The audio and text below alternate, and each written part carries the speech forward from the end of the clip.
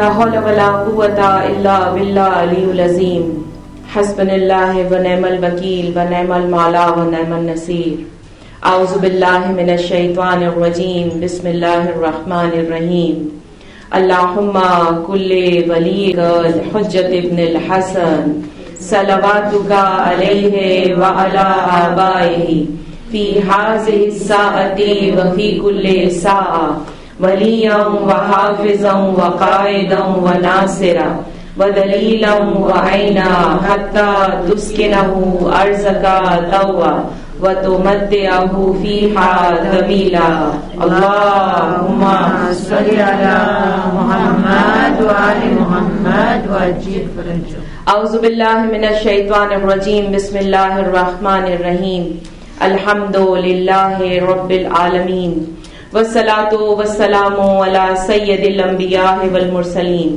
خاتم النبیین سیدنا نبینا شفیعنا طبیب قلوبنا ابو القاسم محمد اللهم صل على محمد وآل محمد وعجل فرجه وأهل بيته الطيبين الطاهرين المعصومين المظلومين أما بعد فقد وقال الله تعالى في كتابه المبين قوله الحق أعوذ بالله من الشيطان الرجيم بسم الله الرحمن الرحيم ومن يوشك نفسه فأولئك هم المفلحون صلوات اللهم صل على محمد وآل محمد وعجل فرجه. پروردگار عالم اپنے قرآن پاک میں ارشاد فرما رہا ہے، اپنے کلام میں ارشاد فرما رہا ہے کہ جو کوئی بھی حرص اور طمع کو اپنی ذات سے دور کر دے گا تو پروردگار عالم اس کی ساری مرادوں کو برلائے گا. عزاداروں سید الشہداء، آج 9 محرم ہو گئی ہے. آج کی شب عاشور کہلاتی ہے. عاشور غربت کا دن، عاشور مصیبت کا دن، عاشور گریہ کا دن، عاشور حسین اور اہل بیت کی شہادت کا دن. اس دن پروردگار عالم نے ہزاروں فرشتے آسمان سے نازل کیے کہ جاؤ زمین پر جا کر حسین اور اہل بیت حسین کے اوپر گریہ کرو. آسمان سے زمین تک لوگ گریہ کر رہے تھے. آسمان سرخ ہو گیا تھا، زمین سوکھ گئی تھی اور تمام کے تمام لوگ صرف حسین کو گریہ گزاری میں یاد کر رہے تھے. ایسی گریہ اور زاری کریں کہ حسین کہیں کہ واقعی یہ میرے عزادار ہیں. حسین کو اس طرح سے یاد کریں کہ حسین کہیں کہ واقعی یہ میرے چاہنے والے ہیں. اپنے وقت کے امام کو اس طرح سے یاد کریں کہ وقت کا امام آپ کے پاس حاضر ہو جائے. وقت کا امام آپ سے محبت کرنے لگ جائے. جب عاشور آتا ہے ہمارے اندر ایک بے چینی ہوتی ہے کہ شب عاشور آ گئی ہے، آج گریہ وزاری کریں گے. بہت سے لوگ پوری رات گریہ وزاری کرتے ہیں، عبادات کرتے ہیں، تسبیحات نکالتے ہیں. جب صبح ہوتی ہے تو امام کے لیے اعمال کرتے ہیں، یاد کرتے ہیں. دوپہر ہوتی ہے تو امام کے مصائب پر گریہ کرتے ہیں، بہت ہی گریہ زاری کرتے ہیں، ماتم کرتے ہیں، سوز خوانی کرتے ہیں. اور جب شام غریبہ آتی ہے تو امام کا پرسہ سیدہ کو پیش کر کے اپنے گھر چلے جاتے ہیں. وہاں جا کر اپنے بستروں میں آرام سے سو جاتے ہیں. جہاں ہمارا گریہ ختم ہوتا ہے وہیں پر اہل بیت کا گریہ شروع ہو جاتا ہے. مصیبت کی گھڑی آج نہیں ہے، مصیبت کی گھڑی شام غریبہ سے شروع ہوتی ہے. جب ہم اپنے بستروں میں سو رہے ہوتے ہیں تو حسین کے ننھے بچے خیمے جو جل گئے ہیں اس کے باہر بیٹھ کر اس خوف کے عالم میں رات گزار رہے ہیں. بیبیاں خیمے کے باہر بیٹھی ہوئی ہیں، اپنے لاشوں کو دیکھ رہی ہیں، اپنے چاہنے والوں کے لاشوں کو دیکھ رہی ہیں. تو اپنے وقت کے امام کو راضی کرنے کے لیے کل سے ضرور گریا کیجیے گا. گریا کل ختم نہیں ہوتا ہے، کل سے جاری رہے گا اس وقت تک کہ جب تک جناب زینب واپس مدینہ نہیں پہنچ جاتی. اپنے وقت کے امام کو راضی کرنے کے لیے گریا ضرور کیجیے گا. روایت کے الفاظ ہیں کہ ایک فرشتہ رسول خدا صلی اللہ علیہ وآلہ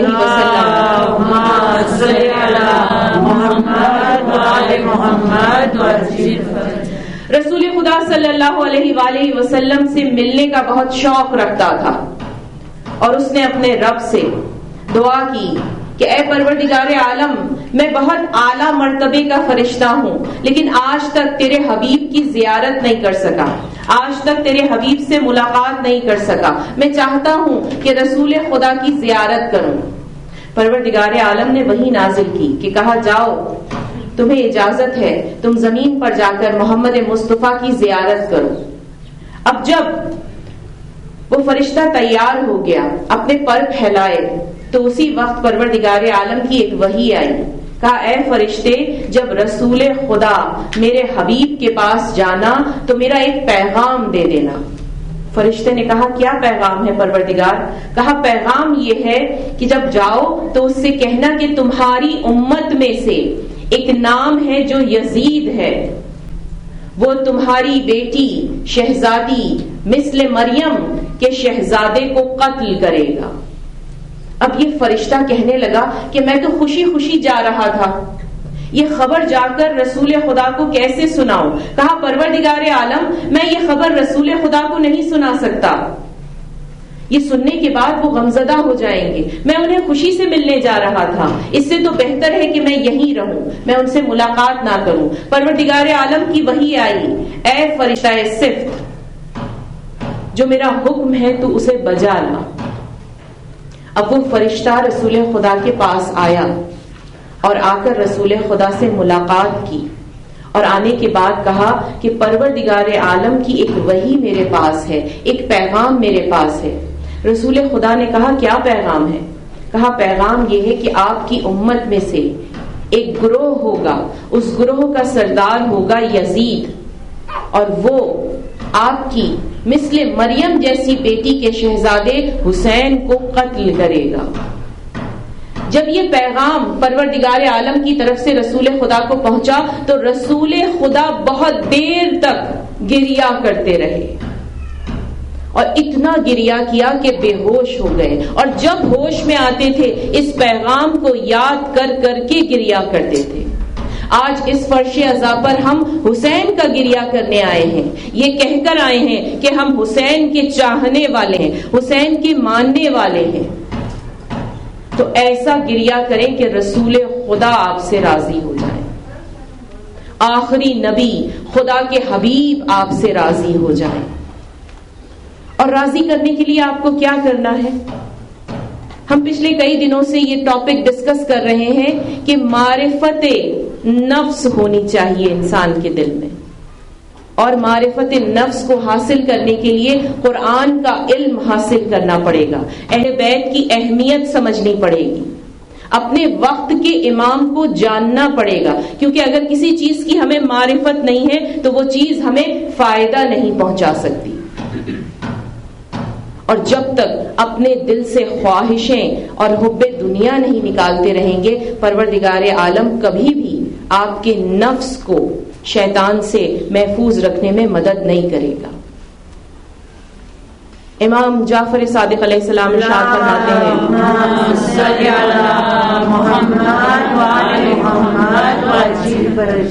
صحابہ سے عرض کی کہ ایک مرتبہ حجاج بن یوسف بازار میں چکر لگا رہا تھا، فوجی تھا، سپاہی تھا، تو وہاں جا کر وہ چکر لگا رہا تھا کہ راستے میں اس نے دیکھا کہ ایک شخص دودھ کی بالٹی لے کر زمین پر بیٹھا ہوا ہے اور کچھ بول رہا ہے.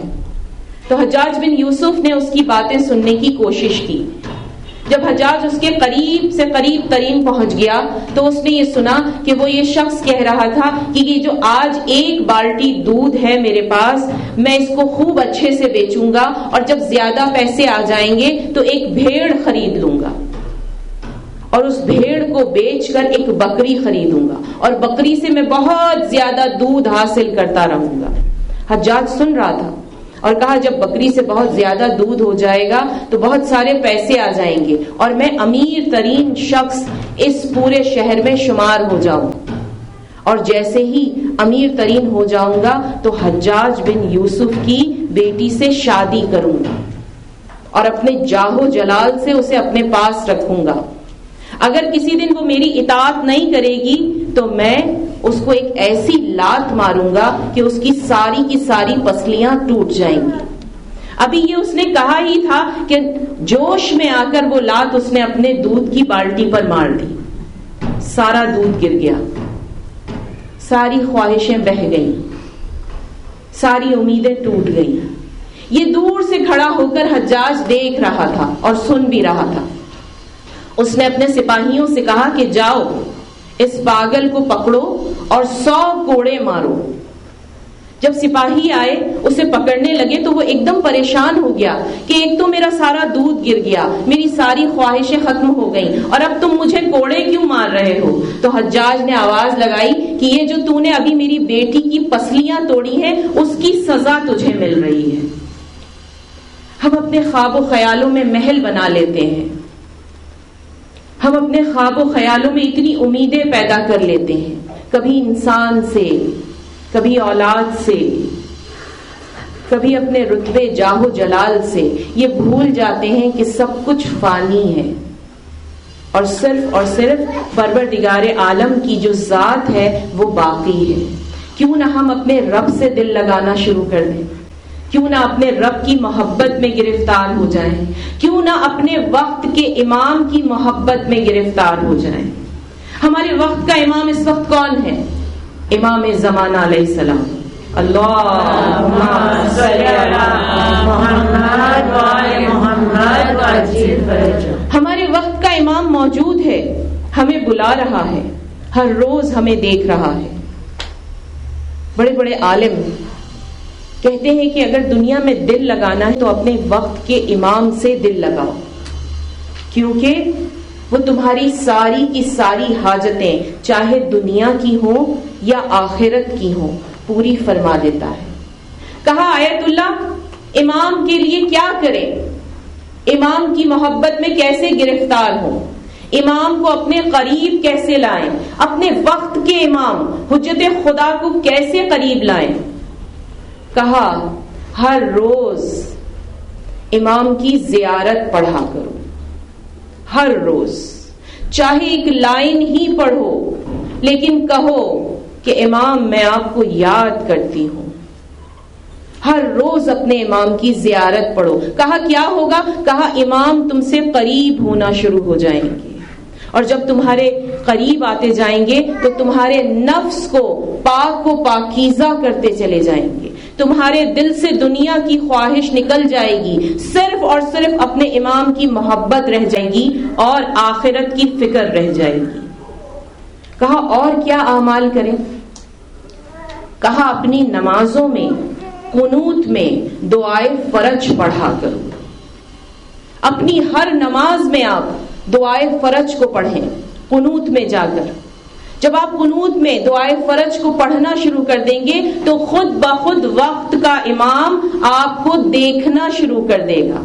اور اس کے بعد آیت اللہ نے کہا کہ صرف یہی نہیں، جب نماز شب پڑھو اس میں وتر پڑھو، اس میں قنوت میں اپنے رب سے، اپنے امام سے مدد مانگو، یاد کرو، کوئی بھی حاجت ہو اس وقت مانگو.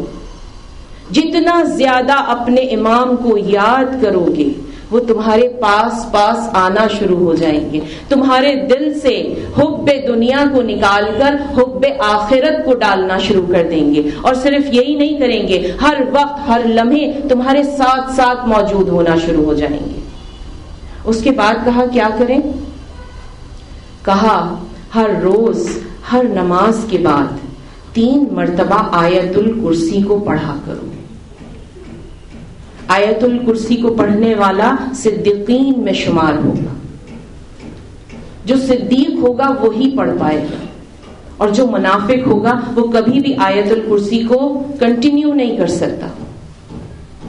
تو کہا ہر نماز میں کوشش کرو کہ آیت الکرسی کو پڑھتے رہو, اور نہ صرف یہ بلکہ ہر نماز کے بعد, ہر واجب نماز کے بعد 3 مرتبہ قل هو اللہ الاحد پڑھو, سورہ توحید پڑھو 3 مرتبہ ہر نماز کے بعد.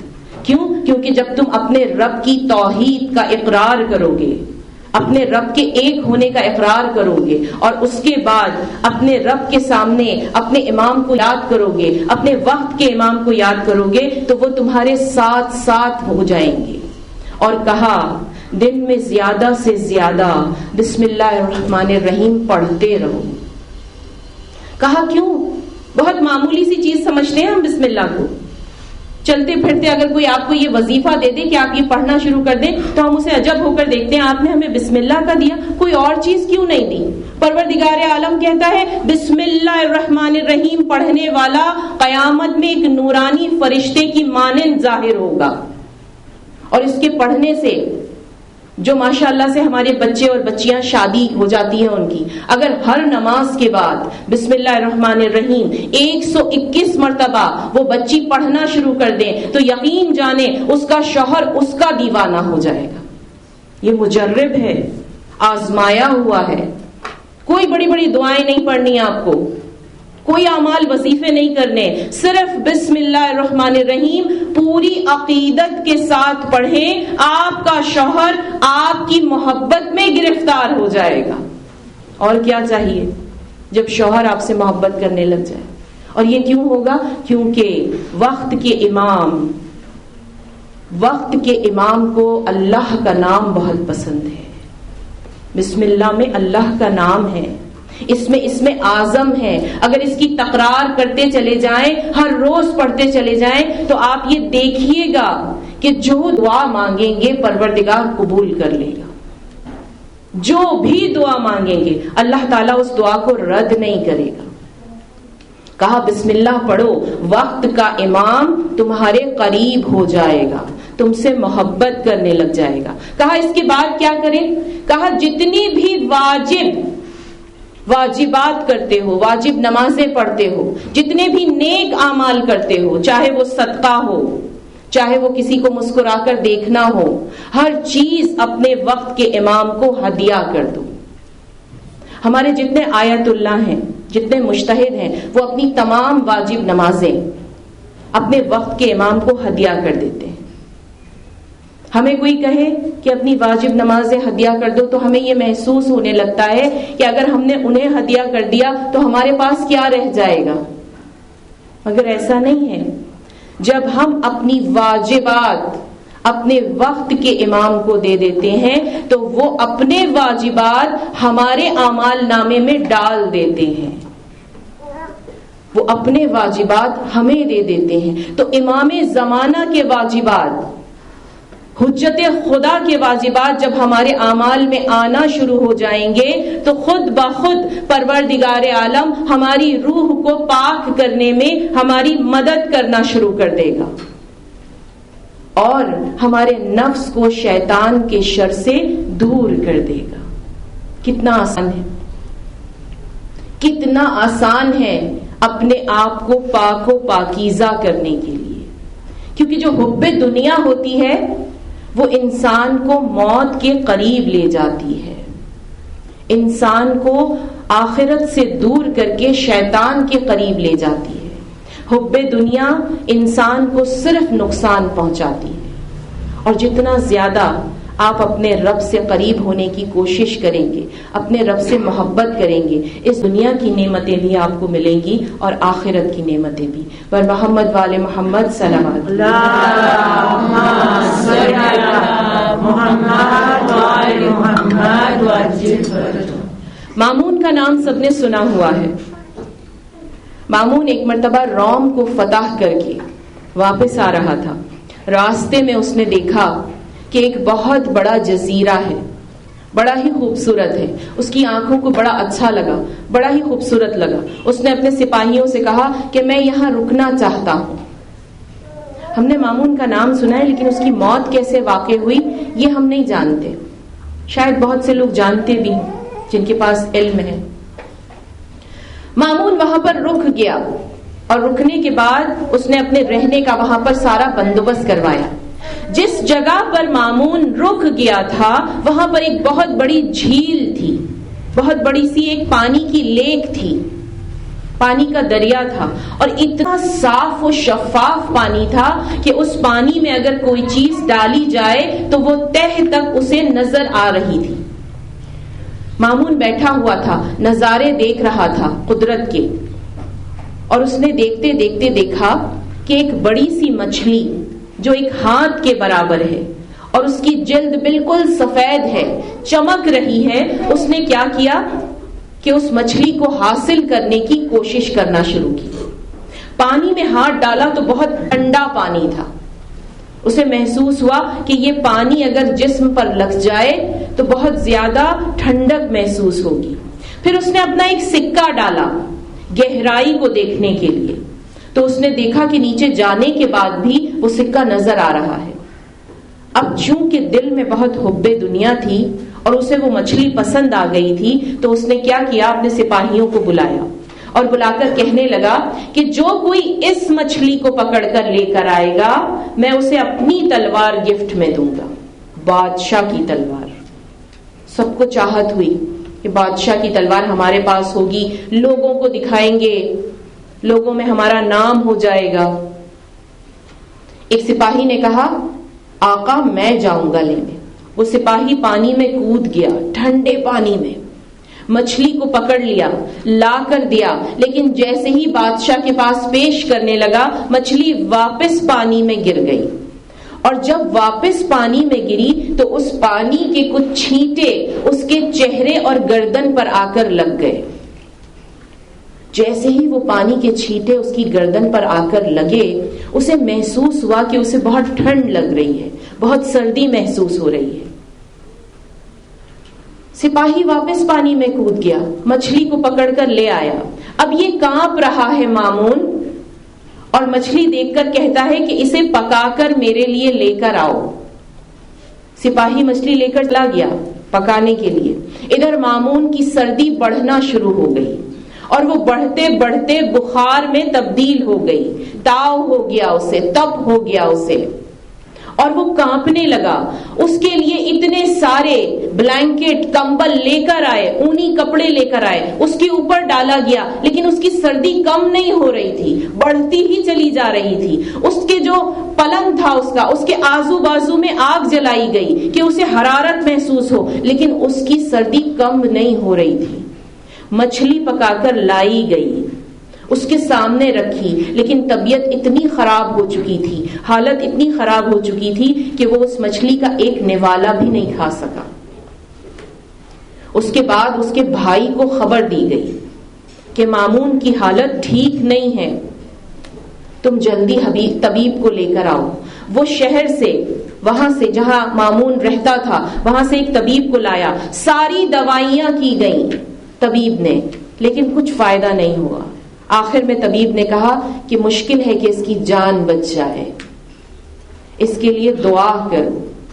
ایک قاضی کو بلا کر بٹھایا گیا، وہ قاضی کلمہ اسے پڑھاتا رہا، لیکن لفظ اللہ اس کے منہ سے نہ نکلا، اللہ کا لفظ اس کے منہ سے نہ نکلا۔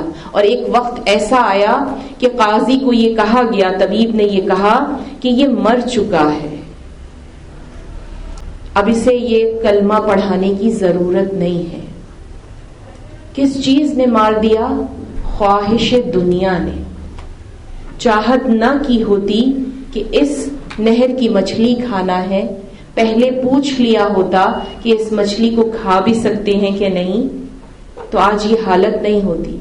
ہم بھی خواہش دنیا میں پھنسے ہوئے ہیں، احساس نہیں کر رہے ہیں کہ جتنا دنیا اپنے اندر ڈالتے چلے جائیں گے اپنی موت کے قریب ہوتے چلے جائیں گے، اور ایسی موت کہ جس میں پروردگار عالم آپ کی مدد بھی نہیں کرے گا۔ اس لیے اپنے نفس اور اپنے روح کو پاک کریں۔ کیسے پاک؟ کہ اپنے وقت کا امام آپ پر فخر کرے۔ کربلا آ گئی ہے، 9 محرم ہے. 9 محرم مخصوص ہے علی اصغر کے مصائب کے لیے، اور 9 محرم میں یہ بھی مخصوص ہے کہ جب امام زمانہ کا ظہور ہوگا تو وہ کربلا آئیں گے، اور جب کربلا آئیں گے تو امام حسین کی زری پر جائیں گے، اور جب زری کے قریب بڑھ رہے ہوں گے تو زری کے دروازے خود بخود کھل جائیں گے، اور حجت خدا معجزتاً امام حسین کی زری میں اپنے ہاتھ ڈالیں گے، اور معجزے سے ایک ننھا سا لاشا اپنے ہاتھوں پر اٹھائیں گے، اور اٹھا کر تمام عزاداروں سے کہیں گے اس معصوم کا کیا قصور تھا، اس معصوم نے کیا بگاڑا تھا، اسے کیوں قتل کیا گیا. آج اس علی اصغر کے مصائب میں آپ کے سامنے پیش کروں گی.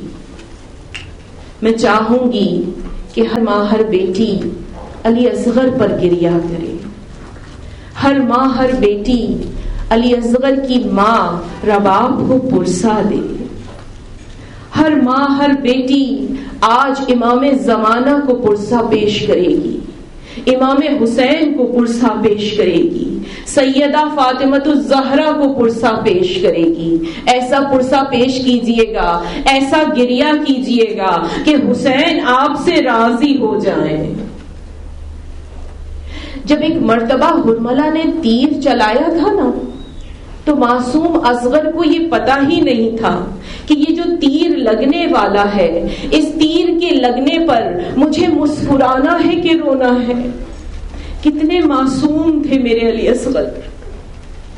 دنیا میں 4 باب الحوائج ہیں، ایک حضرت علی اصغر، ایک امام موسیٰ کاظم، ایک مولا عباس، اور ایک مسلم بن عقیل.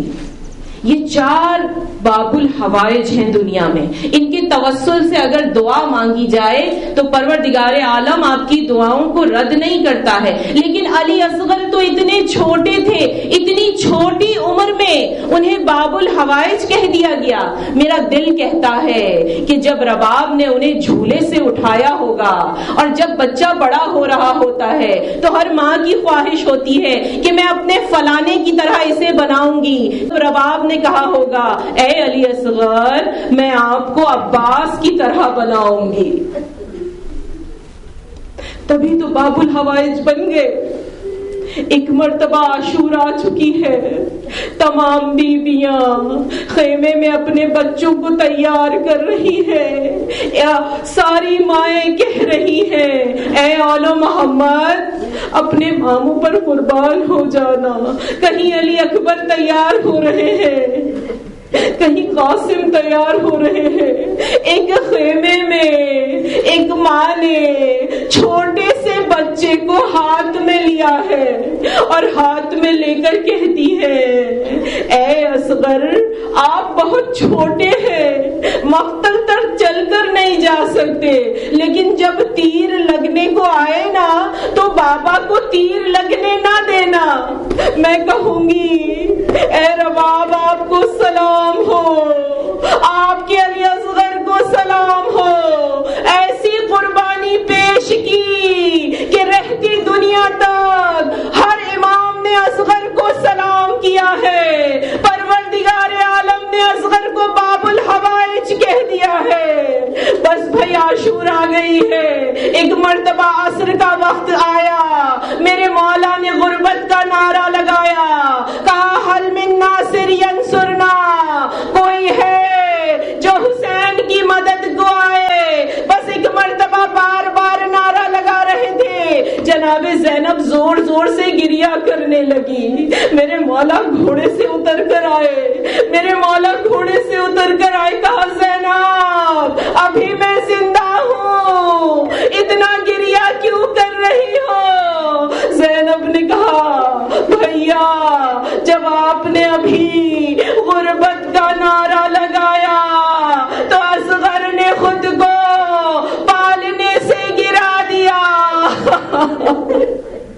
اجرکم اللہ، اجر من اللہ، آج رونے میں کوئی بخل نہ کیجیے گا، علی اصغر کا پرسہ دینے آئے ہیں۔ ارے بیویوں ایسے گریا کرنا کہ اگر کسی ماں کا لخت جگر لٹ جائے، قتل ہو جائے تو ماں کیسے گریا کرتی ہے، ارے آوازوں کو بلند کر کے گریا کرنا۔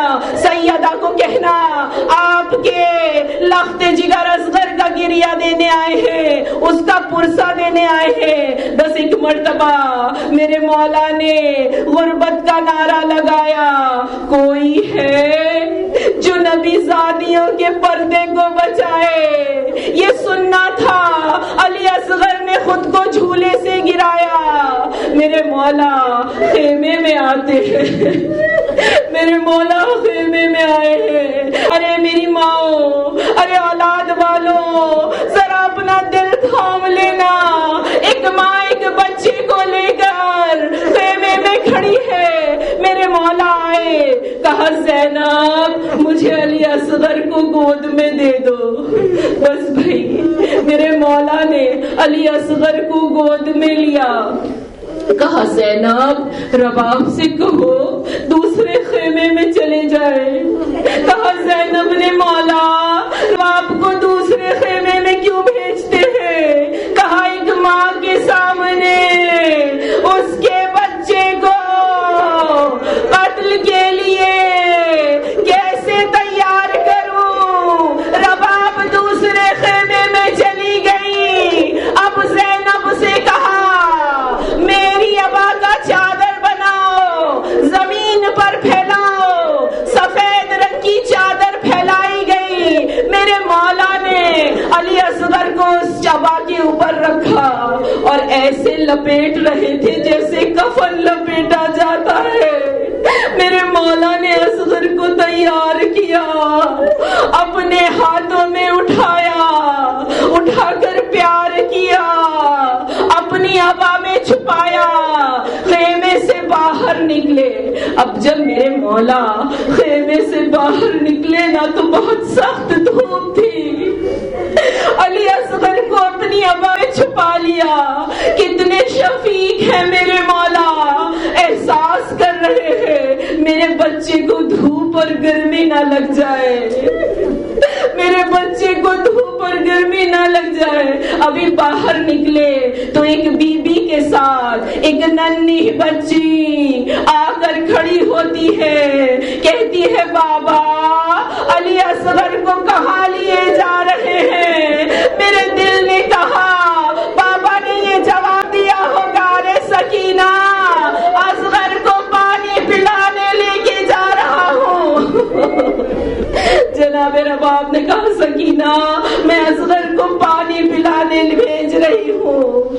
اب جناب سکینہ خیمے کے باہر کھڑی ہے، رباب بھی کھڑی ہے۔ میرے مولا نے علی اصغر کو اپنے ہاتھوں میں اٹھا کر لشکر یزید کے پاس لے گئے۔ لشکر یزید دور سے یہ سمجھ رہا تھا کہ حسین قرآن لے کر آ رہے ہیں، اب قرآن کا واسطہ دیں گے، ہم سے پانی مانگیں گے۔ لیکن جب حسین قریب پہنچے تو دیکھا ایک ننھا سا بچہ کفن میں لپٹا ہوا۔ میرے مولا نے ہاتھوں کو بلند کیا، کہا اے یزیدیوں میری تمہاری دشمنی مجھ سے تھی، میں نے بیعت نہیں کی، اس معصوم کا کیا قصور ہے؟ ارے اسے تو پانی پلا دو۔ اجرکم اللہ، اجرکم اللہ۔ ابھی میرے مولا یہ کہہ ہی رہے تھے کہ لشکر یزید میں کھلبلی سی مچ گئی۔ عمر سعد نے دیکھا کہ لشکر حسین کی باتیں سن رہا ہے، کہا ہرملا سے اے ہرملا حسین کے لفظوں کو قطع کر دے، حسین کی آواز کو توڑ دے۔ ہرملا نے ایک تیر نکالا، کمان میں لگایا۔ بس ایک مرتبہ جب میرے مولا نے دیکھا کہ ہرملا نے تیر نکالا، کمان میں لگایا، میرے مولا نے اصغر کو دیکھا، اصغر نے مولا کو دیکھا، ہرملا نے تیر کمان میں لگایا، پھر رکھ دیا، پھر لگایا، پھر رکھ دیا۔ وہ میرے ساتھ نے کہا اے ہرملا میرے لشکر میں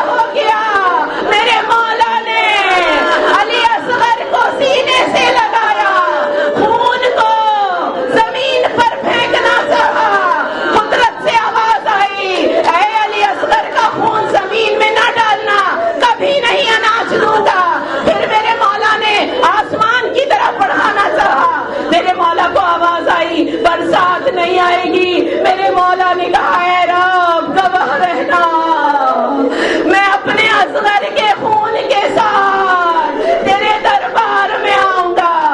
بس بھائی اصغر کی شہادت ہو گئی، اصغر کی شہادت ہو گئی۔ میرے مولا نے بڑے بڑے لاشیں اٹھائے، آنو محمد کی لاشیں اٹھائے، قاسم کے ٹکڑے چنے، عباس کے بازو اٹھائے، مگر یہ اصغر کا کیسا لاشا تھا۔ میرے مولا کبھی آگے جاتے تھے، کبھی 7 قدم پیچھے آتے تھے۔